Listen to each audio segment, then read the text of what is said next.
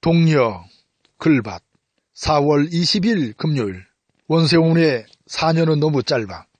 어제 대법원은 원세훈 제3구심에서 징역 4년, 자격정지 4년을 확정하는 선고를 내렸습니다.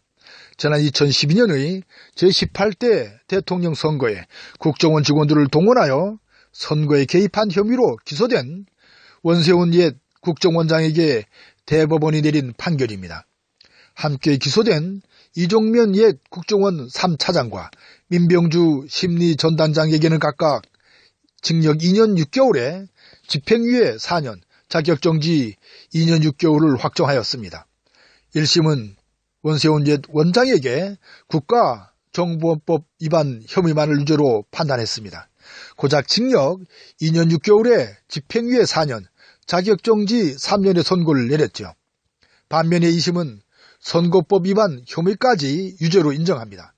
징역 3년에 자격정지 3년을 선고하고 법정 구속을 시켰습니다. 지난 2015년 7월 대법원은 2심을 파기하고 사건을 서울고법으로 돌려보냈습니다. 유무죄의 판결은 하지 않고서요. 양승태의 대법원이 얄팍한 꼼수를 부렸던 판결로 보입니다. 이번에 대법원 파기 환송심은 공직선거법 및 국정원법 위반 혐의를 모두 유죄로 인정했습니다. 징역 4년에 자격정지 4년을 선고하고 법정 구속을 시켰습니다. 양승태가 물러나고 김명수의 대법원이 내린 판결입니다. 그렇다면 대법원 파기 환송심이 내린 이번 원세훈 옛 국정원장에 대한 판결은 바른가요? 전혀 그렇지 않다는 생각이 듭니다.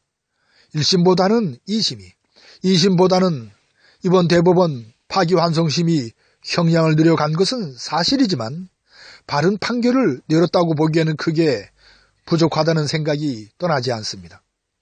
일반인이 그런 정도의 죄를 저질렀다면 징역 4년에 자격정지 4년이면 적당하리라 여겨집니다.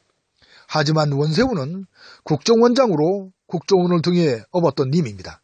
무지막지한 짓을 끝없이 해댔던, 엄청난 힘을 휘둘렀던 국정원장의 자리에 있었던 님입니다. 이번 대법원 파기 환송심은 이런 점을 놓친 것으로 보입니다. 아니면 아직도 이명 박근혜 떨거지 짓의 관성을 버리지 못한 것으로 의심이 들 정도입니다.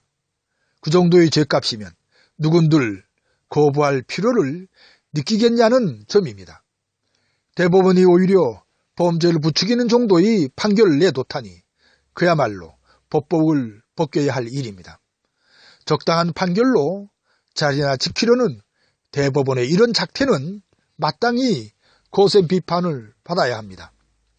아직 또렷하게 드러난 것은 없지만 천안함 참사, 세월호 참사, 제18대 대선 개입 등의 국정원의 그림자가 드리워져 있는 것은 사실인 듯이 여겨지니까요. 제18대 대선의 5163이라는 비밀 숫자 노름에도 중심 역할을 했을 것이라는 강한 의심이 드니까요. 4년의 배인 8년도 부족한 것이 아닌가 하는 점은 저의 상식에서 나온 생각입니다. 저만의 생각이 아닐 것으로 확신하며 금요일 새벽을 밀쳐냅니다. 고맙습니다.